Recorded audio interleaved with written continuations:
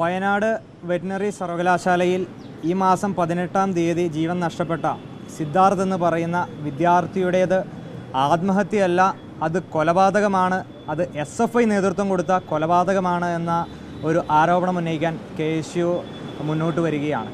കാരണം ആ ക്യാമ്പസിൽ നിരന്തരമായി വിദ്യാർത്ഥികളെ റാഗിങ് നടത്തുന്ന വിദ്യാർത്ഥികൾക്ക് SFIയോട് തൽപരരല്ലാത്ത, അല്ലാതെ SFIക്കാരല്ലാത്ത വിദ്യാർത്ഥികളെ നിരന്തരം പീഡിപ്പിക്കുന്ന നിരവധി സംഭവങ്ങൾ ആ ക്യാമ്പസുമായി ബന്ധപ്പെട്ട് നിരന്തരം ഉണ്ടാകുന്നുണ്ട്.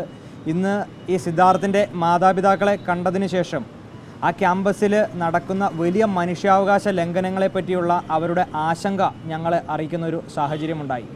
ഈ വിദ്യാർത്ഥി 18-ാം തീയതി ബാത്റൂമിൻ്റെ വെന്റിലേറ്ററിൽ ആത്മഹത്യ ചെയ്തു എന്ന് പറയുമ്പോൾ അദ്ദേഹത്തിൻ്റെ മൃതശരീരം അവിടെ നിന്ന് എടുക്കുന്നത് ആ ക്യാമ്പസിൻ്റെ ഡീനാണ്.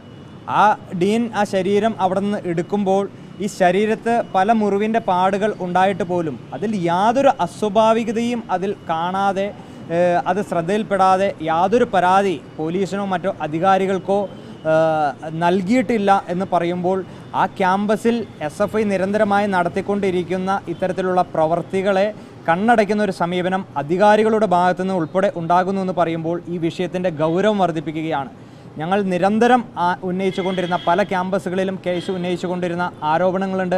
SFI ഏകാധിപതികളായി ഭരിക്കുന്ന ഏകാധിപത്യ കോട്ടകൾ എന്ന് വിശേഷിപ്പിക്കപ്പെടുന്ന പല ക്യാമ്പസുകളിലും വലിയ മനുഷ്യാവകാശ ലംഘനങ്ങൾ നടക്കുന്നുണ്ട്. അതിൻ്റെ ഒരു ഇരയാണ് ഈ പറയുന്ന സിദ്ധാർത്ഥൻ എന്ന് പറയുന്ന വിദ്യാർത്ഥി.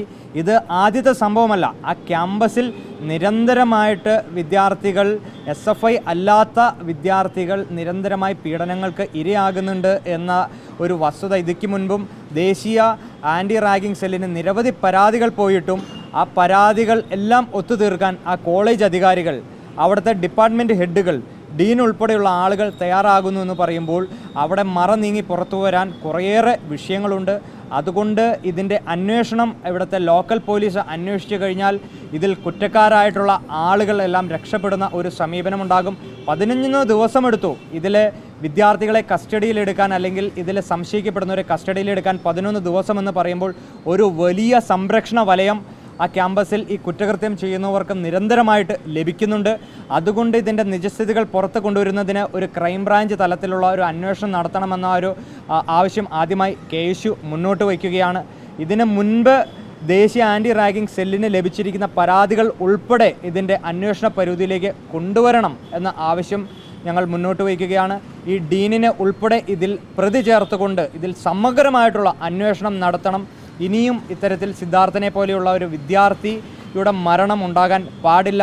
ഇതിൽ പ്രതികൾ, അല്ലെങ്കിൽ പ്രതികൾ എന്നല്ല, റാഗിംഗ് ചെയ്തു എന്ന് പറയപ്പെടുന്ന 12ഓളം സസ്പെൻഡ് ചെയ്ത വിദ്യാർത്ഥികളിൽ SFIയുടെ യൂണിറ്റ് സെക്രട്ടറിയും കോളേജ് യൂണിയൻ പ്രസിഡന്റ് ഉൾപ്പെടെയുള്ള ആളുകൾ ഉണ്ട് എന്ന് പറയുമ്പോൾ ഒരു വിദ്യാർത്ഥി സംഘടന എത്തരത്തിലാണ് വിദ്യാർത്ഥികളോടുള്ള സമീപനം, അല്ലെങ്കിൽ എത്രത്തോളം മനുഷ്യാവകാശ ലംഘനങ്ങൾക്ക് അവർ നേതൃത്വം കൊടുക്കുന്നു എന്നതിൻ്റെ ഒടുവിലത്തെ ഉദാഹരണമാണ്. അതുകൊണ്ട് ഇതിനെതിരെ സമഗ്രമായിട്ടുള്ള അന്വേഷണം നടത്തണം. വലിയ സമരങ്ങൾക്ക് KSU നേതൃത്വം കൊടുക്കുകയാണ്.